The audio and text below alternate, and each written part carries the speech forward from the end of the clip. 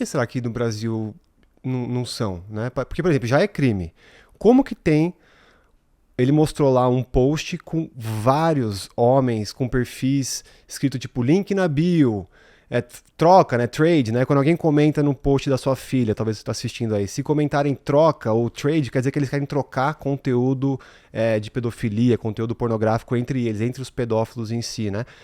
Então, assim, como que o Felca, que não trabalha no Instagram, não trabalha no Facebook, no Meta, consegue identificar isso e a empresa em si não tem um funcionário que viu isso? Pois é, esse é o grande mistério, assim, porque são robôs e tudo mais, tudo bem, mas atrás de um robô tem um ser humano que opera aquele robô. Então, assim, é de fato o grande problema, digamos, fazer com que essas plataformas elas tenham as diretrizes cada vez mais rígidas, evidentemente, principalmente envolvendo conteúdo sexualizado, criança e tudo mais, e que essas regras sejam aplicadas, né, para que esse tipo de conteúdo não exista nesse ambiente, para que a gente não precise de um vídeo como o do Felca para que uma conta como o desse Ítalo seja derrubada.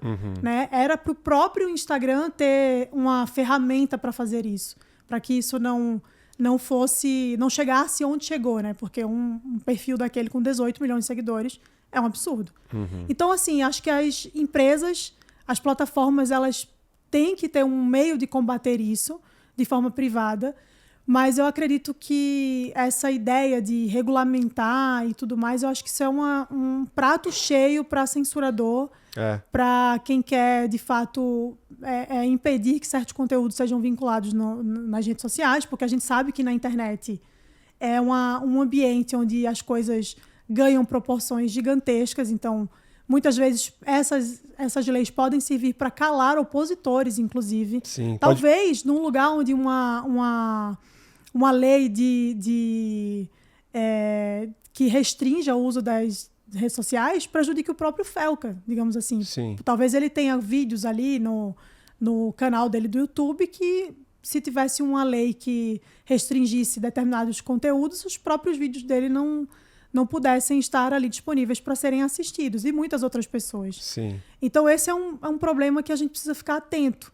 E é uma pauta que vem sendo requentada nos últimos dias, né? Muitos políticos de esquerda começaram a levantar essa ideia da regulamentação como se fosse a solução para o problema. E, na verdade, não é. Porque o problema não é, de fato, como a gente falou, a internet ou as mídias sociais.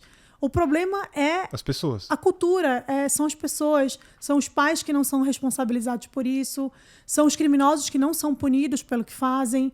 Né? Então, eu acho que a gente precisa olhar para o problema buscando uma solução que seja, de fato, eficiente e que seja, enfim, viável, coerente com aquilo que a gente deseja. Né? Sim. No entanto, o que a gente vê, na verdade, não é isso. Assim, quando algumas denúncias são levantadas em relação a isso, os próprios políticos de esquerda que hoje estão requintando essa pauta são os primeiros a irem contra.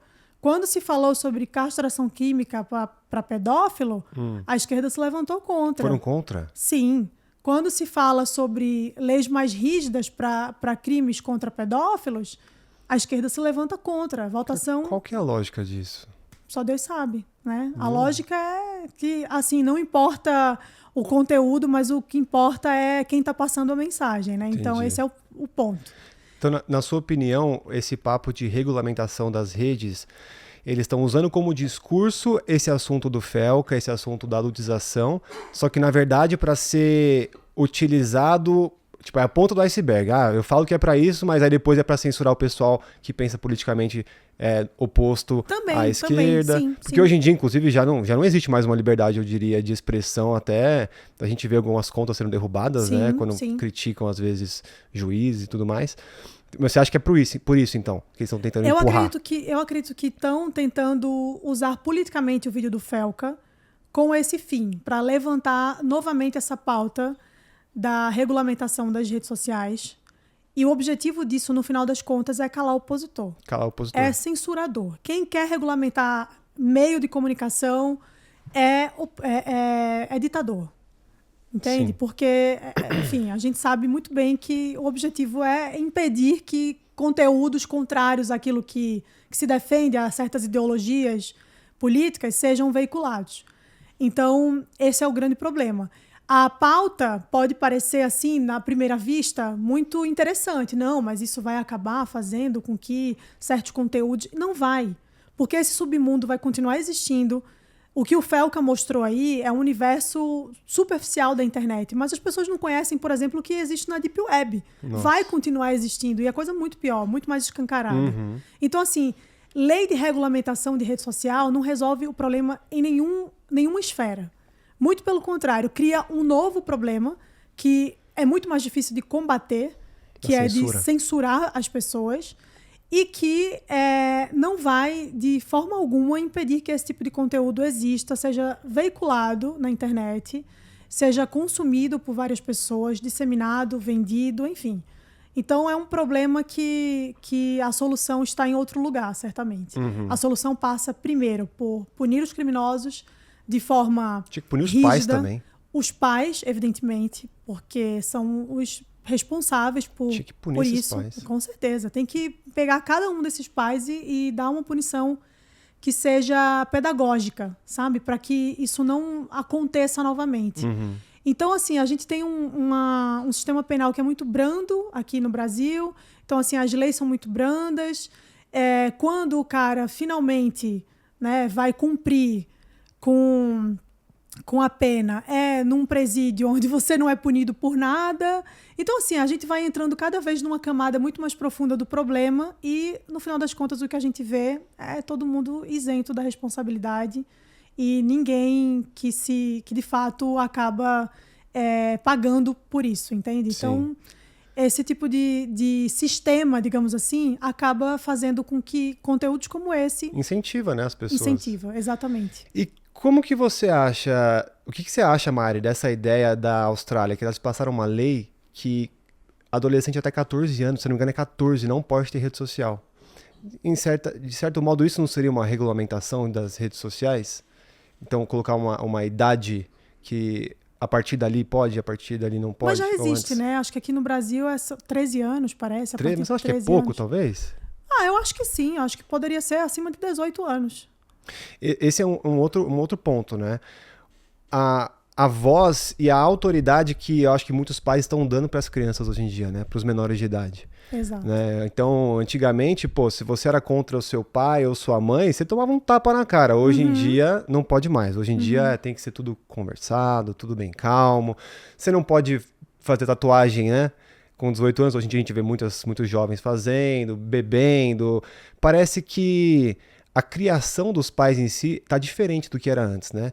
Tem alguns que falam que foi para melhor, eu acho que foi para pior, que hoje em dia tá muito soft, tá muito bonzinho e as crianças estão crescendo, abusando tudo e acontece o que acontece. O que você acha da autoridade que está sendo dada para as crianças? Com certeza. Houve uma subversão muito grande aí, uma inversão de papéis muito grande, né? Então, os pais que deveriam ser autoridade, agora são eles os que obedecem os filhos, muitas vezes, né? Então, são crianças com autonomia para fazer o que quiserem, crianças que não têm maturidade, pais que não têm pulso firme para corrigir essas crianças.